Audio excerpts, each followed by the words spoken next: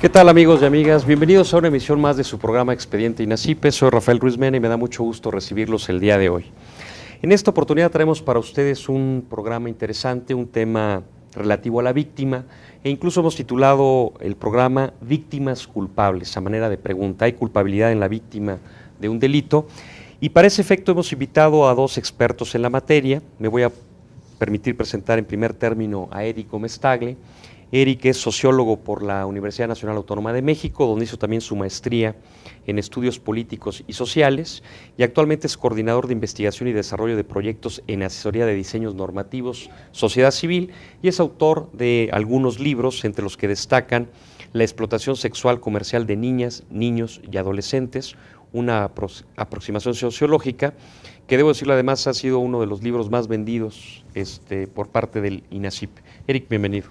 Gracias, muy buenos días. También me permito presentar al doctor José Zamora Grant. José es licenciado en Derecho por la Universidad Autónoma de Tlaxcala, es maestro en Criminología por la Universidad de Barcelona en España, es doctor en Derecho por la Universidad Nacional Autónoma de México, es miembro del Sistema Nacional de Investigadores y actualmente es director del Centro de Estudios, Investigación y Capacitación en Derechos Humanos de la Comisión Estatal de Derechos Humanos de Tlaxcala. Bienvenido, José. Gracias, muy buenos días. Bueno, yo quisiera abrir el programa haciendo una breve introducción, en el sentido de recordar, como lo hemos abordado en este programa en otras ocasiones, que el pasado 19 de junio entró en vigor, se publicó porque la entrada en vigor va a ser paulatina según el tema, la reforma en materia del sistema de justicia penal y seguridad pública, que implica 10 artículos constitucionales, que de suyo ya es algo muy relevante, pero que implica cerca de 100 modificaciones a distintos temas. Uno de los temas que toca la reforma son los derechos de la víctima, de cara a un sistema penal acusatorio. Yo quisiera comentar en primer término, José, contigo, dada también tu especialidad en victimología, ¿cuál es tu opinión respecto a la circunstancia en que queda normada la víctima en la Constitución de cara al sistema penal acusatorio y cómo eventualmente debemos bajar esos derechos que se están estableciendo eventualmente en la legislación secundaria? Claro, habría que hacer algunas reflexiones. Primero, la incorporación paulatina de las víctimas del delito a la justicia penal hacen que la evolución del derecho penal hacia un modelo acusatorio exalte la postura de la víctima, ¿no? Es decir, el derecho penal nació para excluir a la víctima.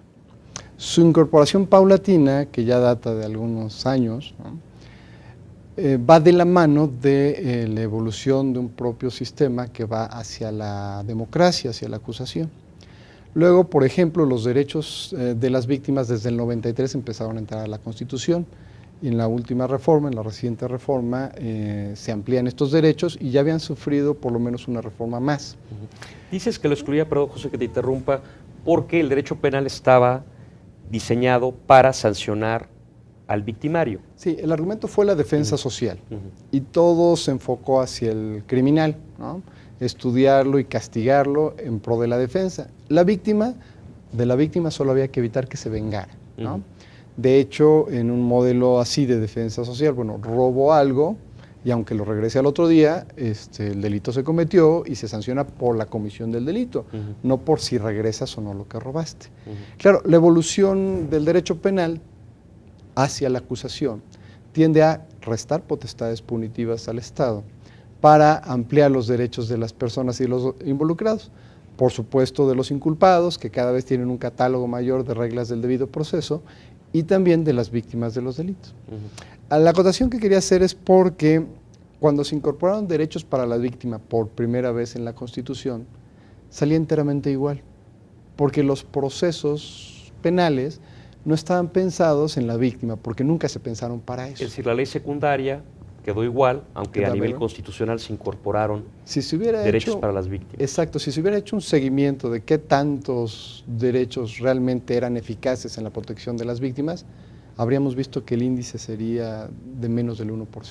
Claro.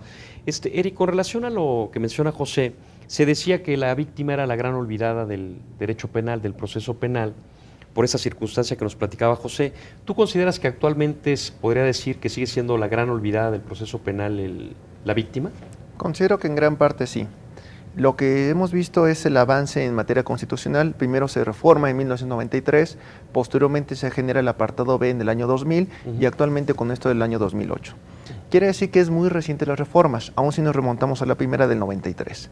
Pero no solamente es una cuestión que pasa en México, sino en el resto del mundo. Por ejemplo, un congreso internacional muy relevante fue el que se llevó a cabo en Jerusalén, Israel, en 1973. Es decir, cuando se empieza a potencializar a nivel internacional los derechos de las víctimas. En general sí podríamos coincidir en cuanto que es el sujeto olvidado del sistema penal. Se ha buscado más, en tal caso, la readaptación social del delincuente que la reparación del daño, la justicia restaurativa en pro de los derechos victimales. Esto no solamente por una falta de interés en la víctima, sino incluso falta de conocimiento. La victimología es muy poco desarrollada en nuestro país.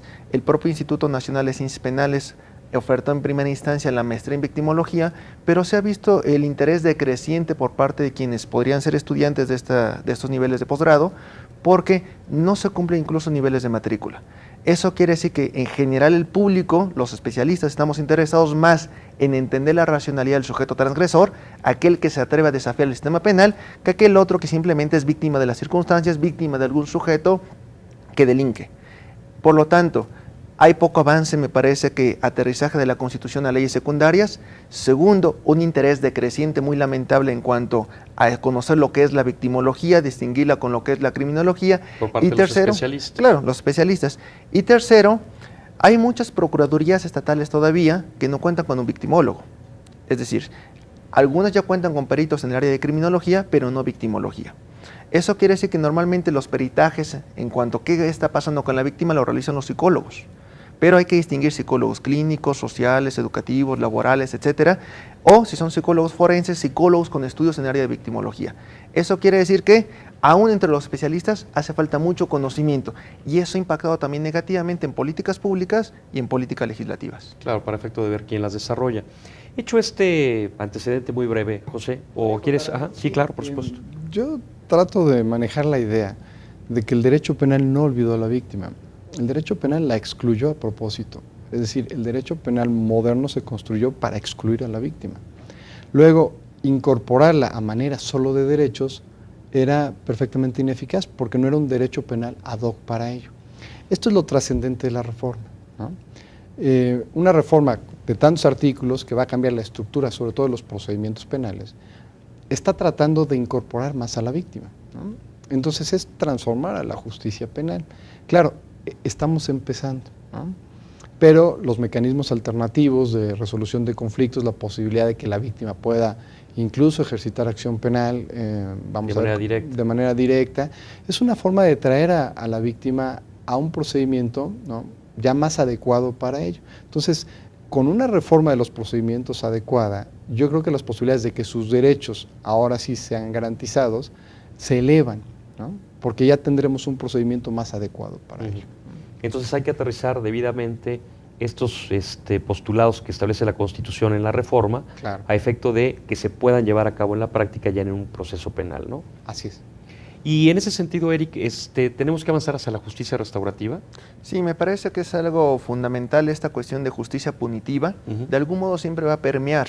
Ahora lo que estamos viendo es una inercia en la escalada punitiva en cuanto a convertir todos los delitos en graves y además sanciones en los ámbitos de punibilidad del derecho en cuanto se está rompiendo el principio de resocialización del delincuente. Ahora sí es claramente una cadena perpetua, lo que se está buscando una prisión vitalicia, con lo cual decimos, bueno, más allá de las circunstancias que lo convirtieron en delincuente, lo estamos castigando muy duramente en pro de la defensa social. Y en cuanto a la víctima, va asumiendo un papel cada vez más paulatino, pero, insisto, a nivel social no ha permeado el discurso en pro de los derechos de las víctimas. Si uno se explica, por ejemplo, qué tantos han desarrollado en nuestro país estudios de conflictología, resolución alternativa de conflictos, en nuestro país es muy pobre, digamos. Colombia, por la cuestión de las guerrillas, lo ha desarrollado más ampliamente. En España, por lo del terrorismo, esto de conflictología ha permeado más nuestro discurso. En México no. Cuando tenemos algunas universidades que ofertan estudios para la paz, generan poco interés. En cambio, cuando buscamos nuevamente comprender la psicología del criminal, eso sí nos llama la atención. No se ha logrado, por lo tanto, una gran presión social en cuanto a los derechos de las víctimas. Se van incorporando paulatinamente en nuestra Constitución y eventualmente leyes secundarias porque hay compromisos internacionales en materia de derechos humanos. no solamente la Declaración Universal del 48, sino obviamente instrumentos más recientes, que ya nos hablan de justicia restaurativa, de la reparación del daño, de la necesidad de incorporar plenamente a la víctima. Ahora lo que ha pasado es que la victimología, que ha ido permeando poco a poco el derecho, en el sentido de decir, no solamente son demandas, son derechos, ha surgido una variante que es la victimodogmática. Es decir, ¿cuáles de esas demandas políticamente viables en pro de lo que la víctima considera justo pueden convertirse realmente en derechos y ante quién se exigen? Pero el riesgo que ahí está surgiendo es la polémica de si así como se le exigen derechos en pro de la víctima, se le podrían exigir obligaciones. Y la primera de ellas sería que la víctima no se convierta en tal, es decir, que no hubiera víctimas culpables. Ok, ahorita abordamos ese tema que precisamente es el toral de la charla. Retomo lo que le comentaba a Eric, José, la justicia restaurativa. Es decir, ya están esos postulados de derechos de la víctima de cara a un sistema penal acusatorio, que en principio, si salen las cosas como se planean, pues es un cambio de 180 grados a la forma del proceso penal en nuestro país. Y entiendo que el avance hacia los derechos es la justicia restaurativa, ¿es correcto? Sí. Ahora, para efectos de nuestro público, José, ¿nos puede explicar rápidamente qué es justicia restaurativa para tener claro el concepto? El modelo de justicia penal, que hablo de la modernidad, de rasgos inquisitivos, priorizó la potestad punitiva del Estado, la represión bajo el argumento, ayudado por todo el positivismo criminológico de que los delincuentes nacían tales, ¿no? Y entonces no cabía readaptarlos, no cabía más que agarrarlos antes de que cometieran un delito o aniquilarlos para que no lo volvieran a hacer. Eso trajo la idea de penas graves, de penas severas, de detenciones arbitrarias por poca protección de los derechos humanos de los involucrados. ¿Para qué? Para arraigar la idea de la retribución. Retribución significa pago, que viene de la idea católica de expiar la culpa por la penitencia, ¿no? Entonces, cometiste un delito, la sanción es la retribución, es tu pago por lo que hiciste, ¿no? Entonces, y esa es la llamada justicia retributiva, donde la víctima no tiene nada que hacer. Es decir, aquí lo que le interesa al Estado, el aparato del Estado, por lo que respecta a la materia penal, es castigar al delincuente. Castigar para que pague su culpa, ¿no? Pues, cometiste un pecado, te vas a hacer una penitencia y expías la culpa, ¿no? Y luego, pues como cuando nos conocimos, ya estamos a mano, ¿no? Pero claro, esa pena es tan grave que o te matan o te dejan en cadena perpetua, pues te aniquilan, ¿no? Bueno, la justicia restaurativa supone traer a la víctima a juego para priorizar, en lugar de la retribución, la restauración. Es decir, no importa tanto el castigo como la reparación. Por eso se llama justicia restaurativa, que llega a grado tal de que la víctima podrá tener en su mano, en la mayoría de los casos o en muchos de los casos, la posibilidad de decidir si el otro va a cárcel o no. Es decir, pues negociamos, me pagas mi daño y ya, o no quiero negociar y que te vas al proceso y que eventualmente te metan a la cárcel. Claro, pero esto siempre había sido potestad del Estado. Ya tenemos un ejemplo concreto. Chihuahua hizo una reforma a un modelo restaurativo importante que entró en vigor en el 2007. No son cifras oficiales, es una cifra que yo escuché, decía la procuradora en un evento académico. La procuradora de Chihuahua dijo que hacia medio año de la reforma, es decir, entró en el 1 de enero del 2007 en algunos municipios de Chihuahua, hacia el medio año, hacia mediados del 2007. Lo contó Patricia González, la procuradora de Chihuahua. Ella, la mitad de los delitos denunciados ya se habían reparado. ¿No? Es decir, se fueron a la negociación por justicia restaurativa. ¿Qué hizo Chihuahua? Puso un catálogo muy amplio de delitos de los que se puede negociar. Y la víctima, dicen las encuestas de victimización, principalmente quiere que le resarzan el daño, ¿no? No quiere tanto venganza. Generalmente la víctima quiere venganza, es la que tiene el dinero y se va a gastar el doble para que castiguen al otro. Se pone un ejemplo sencillo, por ejemplo, el tránsito de vehículos, ¿no? Sí. Es decir, yo lo que quiero es que me pagues mi golpe, no me interesa verte en la cárcel. Claro. ¿No? Y de hecho, pues hay otra cifra, ¿no? El 33% de las personas que están en prisión están por montos menores a 5,000 pesos. ¿No? Entonces, todo ese tipo de delincuencia, de delitos, perdón, tiene que ir a la negociación para que el Estado le pueda trabajar a los delitos graves, donde no se puede negociar. ¿No? Y todos los demás son patrimoniales, que además es el gran rubro de los delitos, ¿no? Justicia restaurativa prioriza la restauración para la víctima en detrimento del castigo que pueda hacer el Estado. Claro, y eso es lo que nos comentabas, Eric, en lo que todavía no hay experiencia en nuestro país, que sí la ha habido ya en Colombia o que la ha habido en España, pero que hacia eso queremos avanzar, ¿no? Claro, ya llega un momento donde ya la víctima inicia una parte de proceso penal. Un poquito lo que yo comentaba de la experiencia de Colombia y de España es incluso una etapa previa que es resolución de conflictos. Hay procesos de pacificación, de mediación, conciliación, arbitraje, es decir, diferentes elementos donde se busca que no lleguen a un proceso penal. Cuando donde ya está llegan, por una parte el inculpado, claro, y en otra parte la víctima, es decir, participan en el mismo acto. claro, se busca, digamos, la conciliación de intereses. Digamos que no es en ese momento la idea de una víctima y un delincuente, sino intereses divergentes que ha generado conflictos. Vamos a ver si se pueden atender por vías alternas a la justicia penal. Si ya es necesario llegar a esta otra instancia, lo que se busca no es una justicia retributiva, sino restaurativa. Es decir, se busca la reparación del daño. ¿Qué es lo que está pasando finalmente con este sujeto? Cuando hablamos de resocialización, no es a través de la privación de la libertad y solamente penas pecuniarias, sino a través de que cobre conciencia de lo que ha realizado y que en tal caso se identifique con la víctima. Un problema de quienes son, por ejemplo, delincuentes seriales, es que en términos de psicología podrían generar una psicopatía en manera de insensibilidad, digamos. O sea, no se genera ningún tipo de empatía con la víctima. Y un poco la de la justicia restaurativa es que se repara el daño, pero no solamente porque se le obligue, sino que el mismo sujeto diga, cobré conciencia del perjuicio que ocasiona a la otra persona, y no solamente para minimizar las consecuencias que yo tengo, privación de mi libertad, mi castigo, sino además para minimizar el daño a la otra persona. Con lo cual se está buscando resocializar a los dos, no solamente al victimario, sino también a la víctima. Eso es. Bueno, estamos llegando a nuestro primer corte. Vamos a abordar un poquito de justicia restaurativa para ya entrar de lleno al tema de víctimas culpables. Son muy breves, regresamos.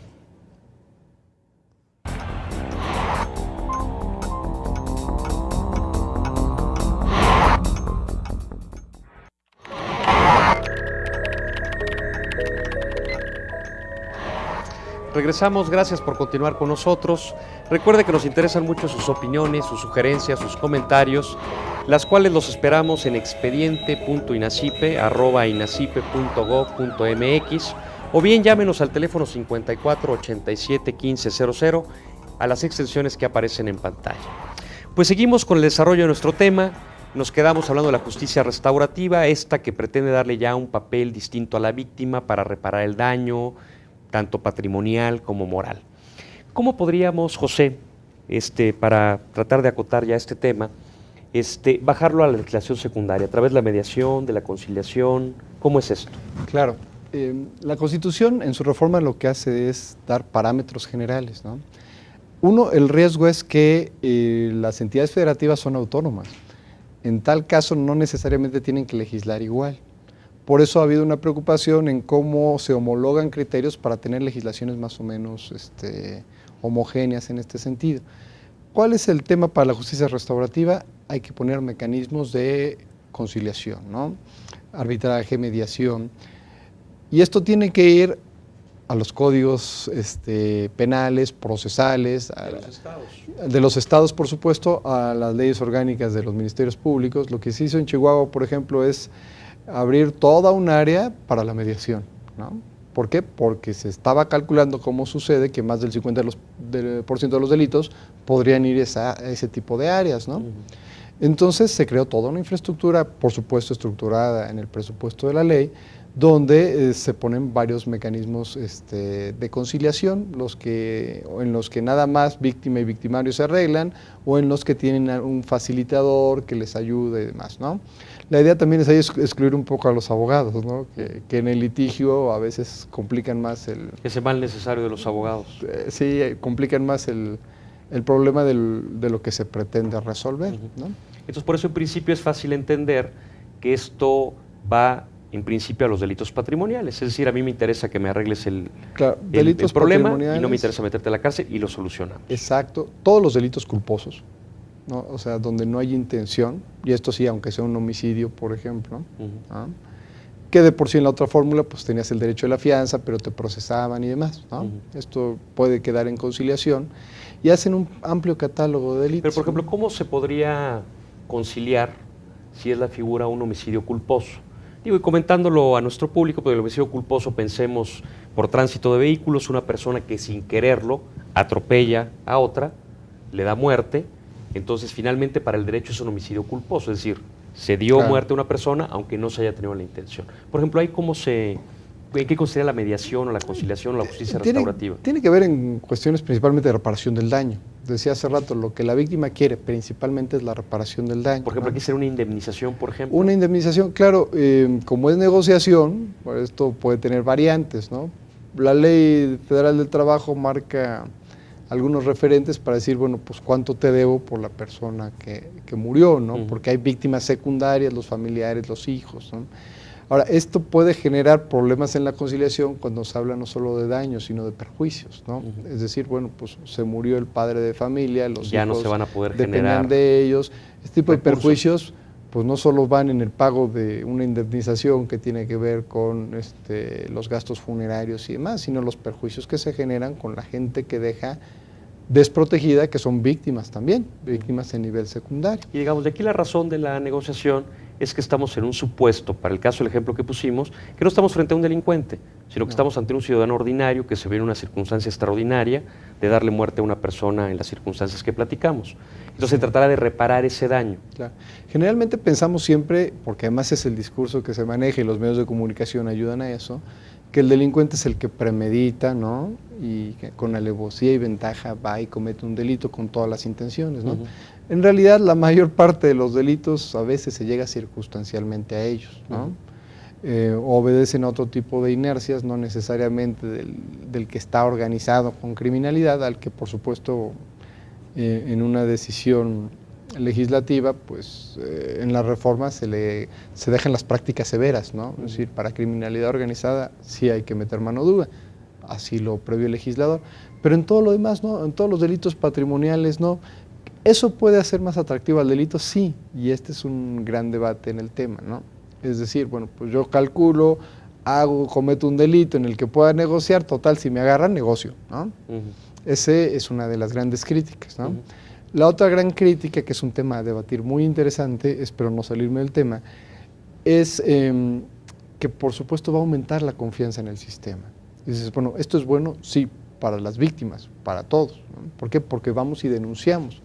Pero si tomamos en cuenta que el 80% de los delitos no se denuncian, cuando aumente la confianza en el sistema van a aumentar las denuncias. Y para efectos de las instancias públicas... Hay que tener más capacidad instalada. Esa es una. La otra, pierden legitimación, ¿no? Porque sube el número de denuncias. Y su referente de los delitos cometidos no es más que el número de denuncias. Y lo que se estará abatiendo es la cifra negra, ¿no? O sea, se podrá beneficiar a más víctimas. Pero si esto no se aclara, la gente está diciendo, bueno, pues ya cambiamos a un modelo restaurativo y ahora ya hay más delitos. Y aparte, ¿no? Por supuesto, tiene su connotación política, ¿no? En el manejo de las cifras de la criminalidad. Exactamente. Termino ese tema, José, ahorita que ponías tú el caso de la negociación. El delincuente sabe que eventualmente podría negociar y zafarse del problema. Claro. Fíjate que entiendo que eso es lo que pasó en El Salvador. Parece ser que un esquema exitoso en materia de mediación y conciliación es el que señalaba Erika en Colombia. El Salvador, que implementó un sistema acusatorio que el nuestro toma experiencia de esa propia legislación, pero más bien Colombia y Chile, y resulta que de pronto ya tenían a varias personas que precisamente en su carácter de inculpados ya habían intervenido en varias negociaciones, Claro. porque ya sabían, digamos, el caminito. Pero no solamente eso, sino creo que descubrieron que en algunos casos había hasta intimidación previa a la conciliación por parte del inculpado. Entonces creo que a lo mejor eso se podría manejar, porque creo que lo señalas muy acertadamente, como un problema que se puede presentar, en el sentido de que, así como primodelincuentes, no sé si aquí sería la denominación correcta, pero es decir, cuando tú te ves en esa circunstancia y llegaste a mediación, a conciliación, se van. Pero si ya es una segunda vez, ya no puedes. Porque se empezó a detectar que de alguna manera ya ciertos delincuentes hacían eso de manera habitual, amenazaban a la víctima previo a la conciliación y se libraban del problema, ¿no? Entonces digo, hay que estar muy atentos a la ley secundaria. Y te preguntaba lo del homicidio culposo, si es conciliable, José, porque quería llegar yo al tema y comentártelo, Eric. ¿Qué hay de la justicia restaurativa, por ejemplo, para el caso de un homicidio doloso? Es decir, para nuestro público, el homicidio doloso es aquel donde efectivamente el presunto delincuente planeó, por ejemplo, privar de la vida a otra persona. Así lo planeó y finalmente obtuvo el resultado. En este caso, ¿ha lugar a la justicia restaurativa? Digamos, evidentemente es en primera instancia imposible reparar el daño en cuanto a la víctima directa. Tenemos víctimas indirectas o secundarias. Cuando hablamos entonces de esta persona que ya falleció, ¿qué se hace en primera instancia? Bueno, los pagos de gastos funerarios. Lo segundo que se puede auxiliar es la manutención o el apoyo económico para la familia, alguna beca educativa, algún sustento en general.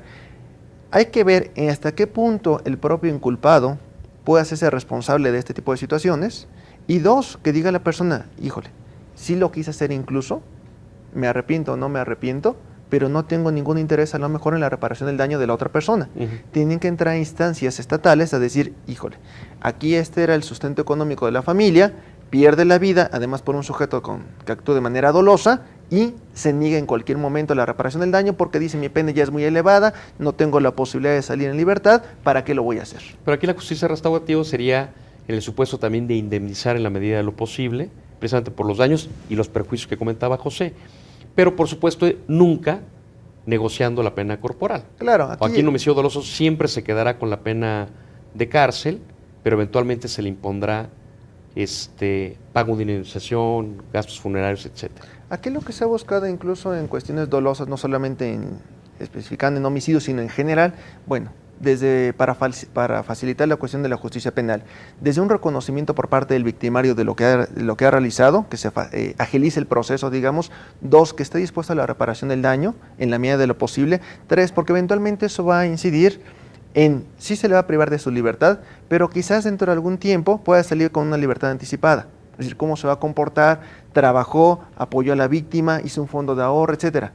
Puede que en primera instancia no es que se va a negociar su libertad o no, se va a pagar una condena, digamos, pero eventualmente cuando se hagan los siguientes dictámenes criminológicos, los exámenes jurídicos para ver si puede tener una libertad anticipada, eso podría facilitarle.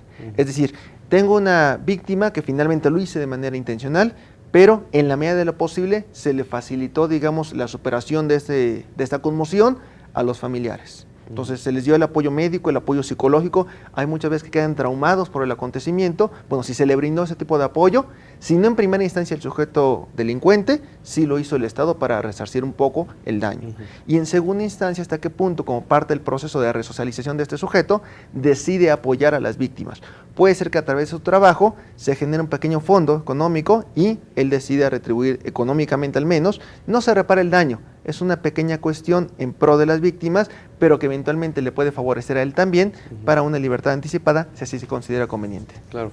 Fíjate que en justicia restaurativa, José, me comentaba una profesora investigadora del NACIPE, Joana del Río, no sé si era Gran Bretaña, pero digo, el caso es que en justicia restaurativa, por ejemplo, en el supuesto de un delito doloso, pensemos un homicidio doloso, es decir, alguien que quiso matar a la persona y finalmente lo consiguió, que independiente de lo que nos acaba de comentar Eric, de resarcir vía daños, perjuicios, eventualmente la falta de esa persona, que se generaron mecanismos que se consideraron importantes para la víctima, que muchas veces, o los ofendidos, los familiares, que necesitaban saber por qué pasó lo que pasó, que aparentemente eso es muy importante para ellos. Es decir, ya se privó de la vida, por ejemplo, al padre. Eventualmente la víctima estuvo dispuesta, el ofendido estuvo dispuesto porque así lo condenaron a resarcir económicamente la pérdida, además de la pena corporal. Pero que se ha echado a andar el eventualmente en un momento dado, después de prepararlos ambos, poner a estas víctimas secundarias y al ofendido cara a cara, porque resulta importante para la víctima saber por qué lo hizo y que de alguna manera tienen ya una suerte de tranquilidad al encarar a la persona que le privó de la vida, por ejemplo, al padre o al esposo, de por qué lo hizo. Bueno, no sé de qué modelo se trate, pero sí es bien interesante reflexionar al respecto, ¿no? Primero, en una justicia restaurativa hay delitos que no se negocian, ¿no? Un homicidio doloso no se puede negociar. Exactamente, es lo que estamos hablando. Se queda en la cárcel con independencia de cómo podemos compensar a la víctima. Pero claro, la reparación del daño persiste, porque es un derecho, ¿no? Es decir, independientemente de que va a haber sanción, hay que reparar. Eso está hasta la fecha, ¿no? Es decir, hasta antes de la reforma era igual. Aquí el punto es que al cambiar el sistema procesal, se dan dos cosas. Por un lado, lo que decía Eric. Bueno, quizá como estamos priorizando la reparación del daño, sí vas a prisión, pero va a haber algunos mecanismos para que la pena sea menos elevada y eso facilite más la reparación del daño. ¿Por qué esto es interesante? Porque con un sistema penal inquisitivo y tradicional, bueno, pues ya estoy en la cárcel, voy a estar 30 años acá, todavía de tonto voy a reparar el daño, ¿no? No reparo el daño. Pero si reparar el daño me supone salir antes, tener algunos beneficios, entonces sí lo voy a hacer. Eso es priorizar la reparación del daño sin restar potestad punitiva para estos delitos que son graves. Ahora, el tema es importante para las víctimas secundarias saber el por qué. Esto debe de quedar, a mi juicio, más claro, o el beneficio viene de un modelo de justicia restaurativa, cuando el Estado tiene más capacidad y más tiempo para atender delitos graves, ¿no? Porque ya le quitaste toda la chamba de la investigación, de los que se fueron a mediación y conciliación. Eso quiere decir que puedo atender de mejor manera en la investigación y en las pruebas de los delitos graves. Incluso cambia el mecanismo tiene que cambiar, ojalá la ley secundaria lo adecue bien, el mecanismo para probar. ¿Para qué? Porque entonces ahora la certeza en la prueba es indispensable, ¿no? La certeza en la prueba, al momento de la sentencia, la propia sentencia tiene que aclarar perfectamente las causas y motivaciones del hecho delictivo. Y lo de poner frente a las víctimas secundarias el inculpado, no creo, puede ser en algún modelo, a mí no me gusta que sea una buena idea cuando desde la perspectiva victimológica e incluso de las reformas a la justicia. Trabajan psicológicamente a ambos previamente, tal, y ya es un encuentro que ya madurado, ¿no? Pero es como una especie de careo, y quiero terminar es una especie de careo, y precisamente la reforma ahora lo que está haciendo es evitar que haya careos con testigos, familiares o víctimas directas de este tipo de delitos. Porque creo que esto ya es con independencia de la sanción. O sea, ya hubo sanción, ya hubo reparación del daño, pero se crean los mecanismos para que me platiques qué pasó, por qué lo hiciste. De hecho, te iba a comentar, en el caso de homicidios y desapariciones de mujeres en Ciudad Juárez, hubo demanda de algunos familiares en el sentido en que se reconociera por parte de las autoridades en cuanto a que la persona que falleció era víctima. ¿Esto por qué? Porque en primera instancia se manejó la idea de, bueno, qué tipo de vida llevaban, por qué se tardaron en la denuncia, y si se habrá escapado con el novio, es decir, varias posibilidades, y lo que las familias exigían es reconozca que fue una víctima. En ese sentido, lo que se busca en algunos casos es que cuando se encontró culpabilidad de los victimarios, dijeran sí, abusé de ella, se cometió el homicidio, etcétera, y que explicaran un poco las razones.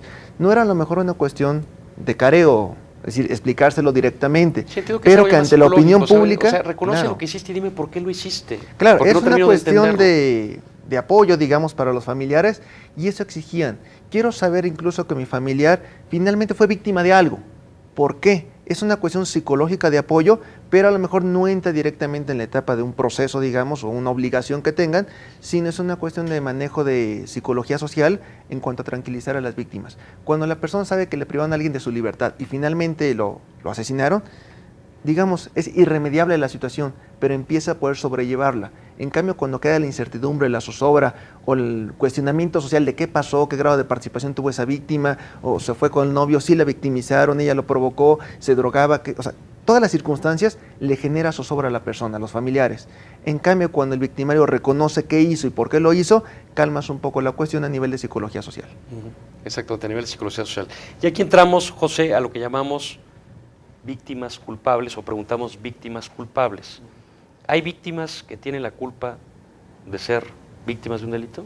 Curiosamente, los estudios de victimología, cuando empezó la victimología a tratar de meter a la víctima en la discusión penal y en el escenario penal... ¿Estamos hablando de los 90s? No, 70 y tantos que menciona Eric con el Congreso de Jerusalén. Igual antes, estamos hablando de mediados del siglo pasado. Ok, y se fue madurando poco a poco. Venía con la influencia del positivismo que también había influenciado todo este argumento de la defensa social. Entonces, la preocupación era, la víctima es importante en el escenario penal y puede o pudo haber tenido cierto grado de responsabilidad, ¿no? O sea, curiosamente el argumento no fue por sus derechos, sino por sus probables responsabilidades. Al ponerse en una situación vulnerable. Al ponerse en una situación vulnerable. Pero precisamente a esto, José, si me permites, vamos a regresar. Tenemos que hacer un corte, es muy breve, y regresamos.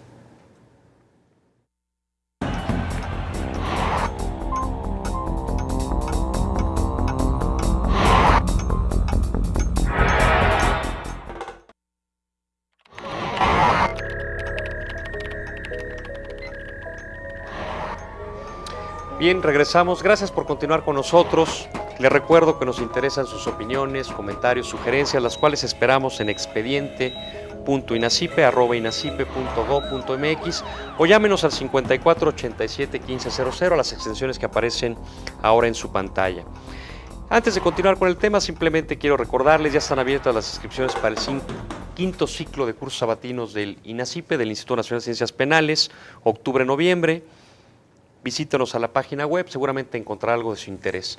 Y también comentarle, para que lo pueda verificar en nuestra página web, se llevará a cabo un congreso en coordinación con el gobierno del estado de Guanajuato, precisamente sobre la reforma procesal penal en materia constitucional, los días 22, 23 y 24 de septiembre, donde se abordarán temas muy en específico sobre nuevas figuras y cómo se van a implementar ya en la ley secundaria. Estamos a sus órdenes para cualquier duda en los teléfonos que ya conoce usted. José, nos quedamos con la víctima propiciatoria, víctima culpable, con esta teoría que comentabas de Mendelssohn, de que la víctima tiene en algún momento cierta culpabilidad de ser víctima. Sí, pero así decía, iniciaron los estudios de la victimología.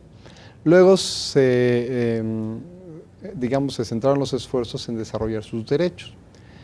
Pero si hacemos una reflexión de cómo un modelo acusatorio que deja las inercias inquisitivas en la justicia penal supone restar potestades punitivas al Estado. Y esto también puede llevar, como ha llevado, al análisis de las responsabilidades de las víctimas. Me explico. Si quieres, manejamos el ejemplo que me parece interesante para la discusión.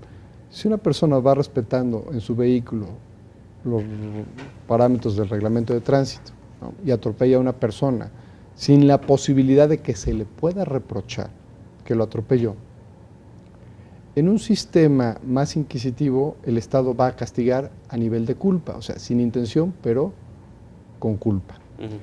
En un modelo más acusatorio, más democrático, esta persona, el conductor no tendrá responsabilidad alguna, porque él iba cumpliendo la norma de tránsito. Entonces, no puede haber reproche de lo que hizo, ¿no? Esto sucede porque entonces el Estado ya no tiene la potestad punitiva de sancionar a quien, cuando no le puede reprochar nada, comete un acto que es delito, ¿no? Entonces, esto sucedió cuando se dejó de hablar a nivel de culpabilidad de intención o no intención, es decir, de dolo o culpa, se subió en otro argumento del análisis del tipo penal concreto y la culpabilidad se dejó para analizar el juicio de reproche, ¿no? Es restarle potestad punitiva al Estado. Cuando eso se hace, se analiza si le puedes imputar objetivamente el resultado al sujeto activo. Es decir, ¿le puedes reclamar algo? No, pues yo iba manejando con los límites de velocidad. ¿Le puedes reclamar que lo vio y no dio el volantazo? No, porque se lo encontró en una curva. Y además hay un puente peatonal y entonces, en principio, nadie tendría que estar parado ahí, ¿no?, atravesando la calle. Entonces, como no le puedo reprochar nada, no le puedo reprochar nada al conductor, entonces el Estado no tiene por qué sancionar.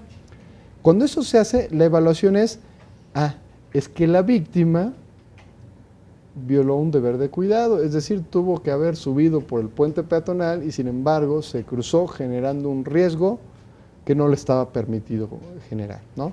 Eso ha sido llevado en los sistemas más inquisitivos. Ahí hay una víctima culpable y si tenemos ya modelos legislativos de legislación penal en este país que tienen el presupuesto, ¿no? Yo me acuerdo del caso de Aguascalientes, donde analizamos una sentencia donde efectivamente el juez absolvió porque no encontró cómo encuadrar el juicio de reproche. Y en este caso, por ejemplo, el conductor, y lo comentábamos en el corte, ¿es también víctima? Porque yo voy en mi auto y para efectos del caso que pusiste, respeto todos los señalamientos, voy a la velocidad permitida, etcétera. Y de pronto se me atraviesa un sujeto al cual atropello, vamos a suponer que pierde la vida, pero eso me genera, aunque puede parecer muy crudo, pero vaya, me genera un daño patrimonial en mi vehículo y eventualmente, como señala Eric, del susto hasta diabético me vuelvo. ¿Soy víctima también? Sí. y podría demandar una indemnización a los familiares del occiso que atropellé. Si el sistema jurídico lo permite, sí. Eventualmente puede ser así. Sí, claro. Ahora, Eric, otra parte de esto que eventualmente tiene que ver con la creación de esta tipología de víctima culpable fue pensada por lo que respecta a delitos sexuales, ¿no? Si la víctima es culpable, es propiciatoria, y también tiene que ver, por ejemplo, con un mensaje del episcopado, ¿no? No se vistan así para no llamar la atención, no ser víctimas de delito. ¿Qué hay de este asunto en esta materia de delitos? Claro, hay que distinguir lo que son estrategias de prevención victimal, que es una parte que se encarga incluso la Secretaría de Seguridad Pública, en dar mensajes a la ciudadanía como para minimizar las posibilidades de ser víctima de algo. Es decir, te doy medidas de prevención Claro. para que no seas tan fácil víctima. Si vas a sacar el dinero de un cajero, no lo vayas contando en ese momento, no vayas alejado en lugares peligrosos, poco transitados. Son medidas de prevención victimal. Son medidas de cuidado, digamos. Ahora bien, si alguien por un descuido o dicen, no creo en esas medidas, decide ir contando mi dinero y en ese momento me roban, no le voy a decir, oye, pero eres una víctima culpable, ¿cómo se te ocurre ir contando el dinero? Porque ahí el supuesto es, bueno, a lo mejor hubo una suerte de imprudencia. Sin embargo, no lo puedo culpar de que haya sido objeto de robo. Sí, pues si no es doble víctima, ¿no? Primero Claro. el delincuente, después decir, bueno, pues que tuviste la culpa. Claro, aquí vamos a ir distinguiendo varios ejemplos. En el caso, nada más retomo un momento, de este vehículo que finalmente es el medio por el cual se priva de la vida a otra persona, podemos llegar a otro extremo. No solamente es una víctima culposa, una víctima culpable, digamos quien se atreve a eso, sino incluso podemos hablar de una víctima dolosa. Quizás sea un suicida. Él aprovechó el momento, el medio fue el automotor de otra persona y él simplemente se atravesó. No se quiso privar de la vida de otro mecanismo y es una víctima dolosa. Claro, eso fue el medio de victimización. Habría otro supuesto, una víctima propensa. Por ejemplo, yo soy el encargado de pagar la quincena en mi empresa y todos los viernes voy a sacar dinero del banco y meterlo en mi vehículo. Yo no quiero que me roben. Es más, tengo todas las medidas de seguridad necesarias. Sin embargo, soy propenso porque todos los viernes voy a sacar dinero y es probable que la gente poco a poco se vaya enterando de esa actividad. Soy propenso, pero no soy culpable. En el caso de los delitos sexuales, normalmente se quiere revertir la culpa a las víctimas, con lo cual se sobrevictimiza evidentemente. ¿Qué pasa cuando dicen, oye, ¿cómo venías vestida? ¿Gritaste? ¿Trataste de escapar? ¿Qué es lo que está pasando? Desconocen completamente las respuestas victimales. Alguien me dice, oye, ¿estás más grande que el agresor? Sí, pero a lo mejor una estrategia de supervivencia fue, me quedo quieta. Incluso la víctima puede cooperar como una estrategia de supervivencia. Entonces, a veces lo que pasa es se le culpa, decir, oye, no escapaste, no te defendiste, no solicitaste ayuda. No, en ese momento su estrategia fue, si me inmovilizo, tengo más probabilidades de sobrevivir o de minimizar el daño. Que de hecho es incluso hasta una recomendación, ¿no? Claro, es que hay varias posibilidades, o sea, te dicen, si ves que puedes escapar, inténtalo, pero si ves que te puede provocar un mayor daño, coopera, minimiza, etcétera. Son respuestas victimales todas igualmente válidas. Alguien le dice, oye, ¿por qué trataste de escapar? Te hubieras quedado quietecita. ¿Eres culpable? No, fue su estrategia de superación de ese momento de crisis. En el caso de los delitos sexuales, se suele estigmatizar a las víctimas, decir, bueno, ¿cómo ibas vestida? ¿A qué hora? ¿Sola? ¿Alcoholizada? Híjole. Se reúnen muchos elementos para depositar la culpa en la persona. Sin embargo, a diferencia de la persona que se atraviesa en una vía que no era correcto porque además había un paso peatonal, en este caso no. Está haciendo uso de su garantía constitucional de libre tránsito. Además, la seguridad pública es monopolio del Estado y no es responsabilidad exclusiva de la persona. Y en tercera instancia, como se vista, es libre desarrollo de la personalidad. Esta persona no está infringiendo ninguna norma, digamos, más allá de recomendaciones. Oye, no hagas esto, pero a nivel de recomendaciones. Si de todos modos yo te recomiendo no usar ese tipo de ropa o pasar en ese lugar, decides hacerlo, no tengo que reprocharte absolutamente nada. Claro, o sea, en ningún momento, en un caso del que pones, y hay que dejarlo muy claro, podemos decir que la víctima es culpable. Nunca. Tal vez se puede decir ya a un nivel de charla, oye, si no hubieras hecho esto, esto y esto, probablemente no hubieras sido víctima. Pero Claro. por supuesto no te puedo responsabilizar de haber sido víctima de Y además, alguien me decía en alguna ocasión, bueno, cambiamos la forma de vestir o comportarnos o no ir alcoholizados.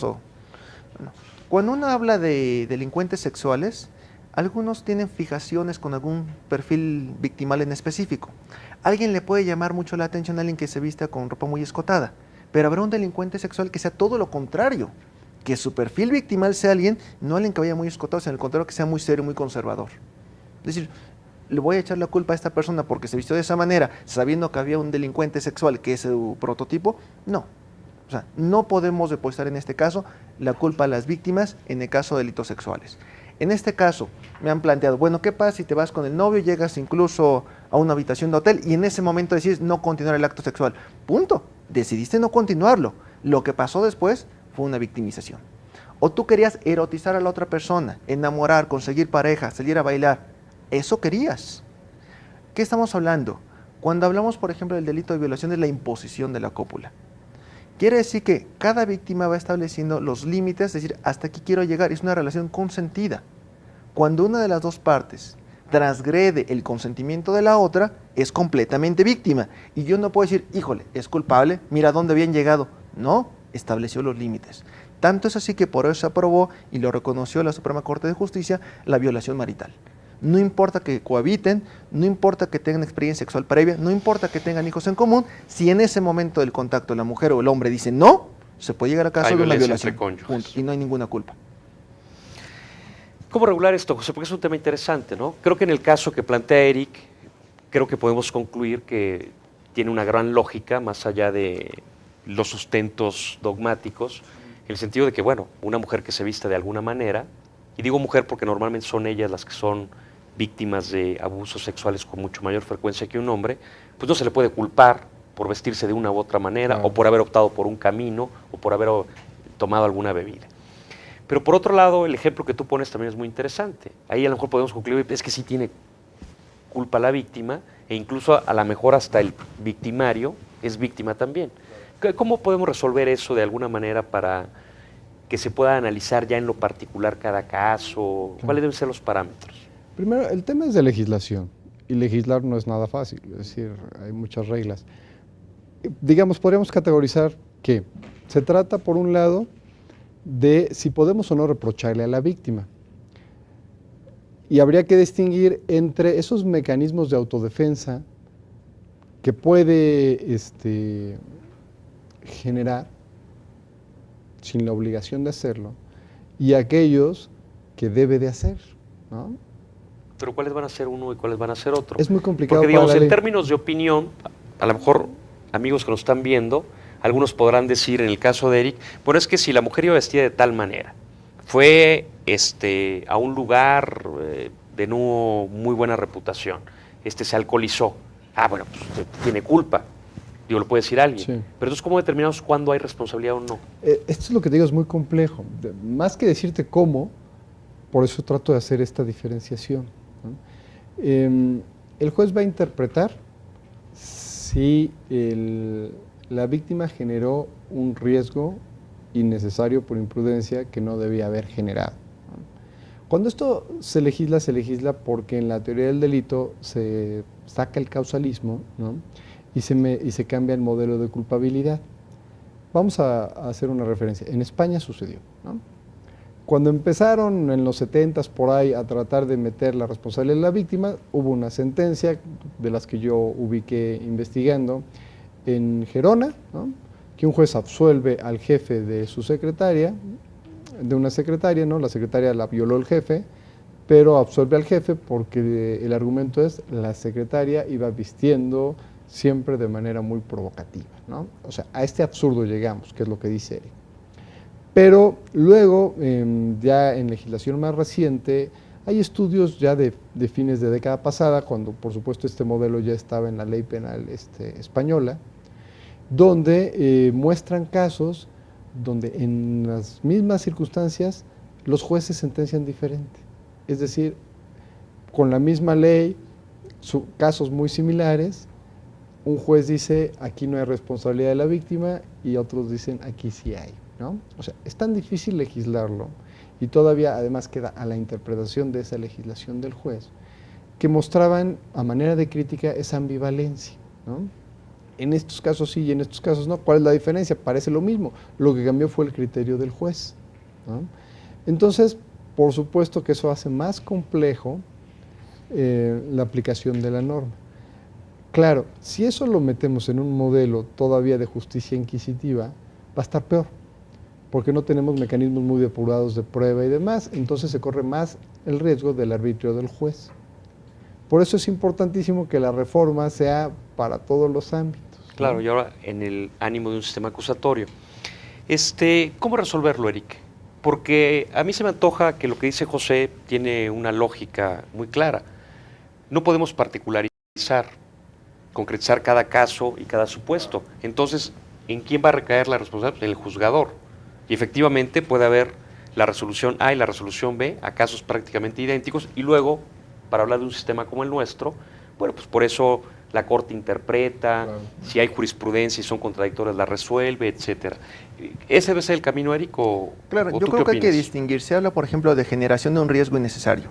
Bueno, hay que distinguir que hay actividades con riesgos necesarios. Si yo soy un automovilista de Fórmula 1, es una situación de riesgo, pero es un riesgo necesario. Ahora bien, si yo conduzco ese vehículo, un auto de carreras alcoholizado, genera un riesgo innecesario. Entonces ahí se puede generar un reproche. En el caso de delitos sexuales, pues no se va a generar ningún reproche, no se generó ningún riesgo innecesario, punto. Era libre de tránsito.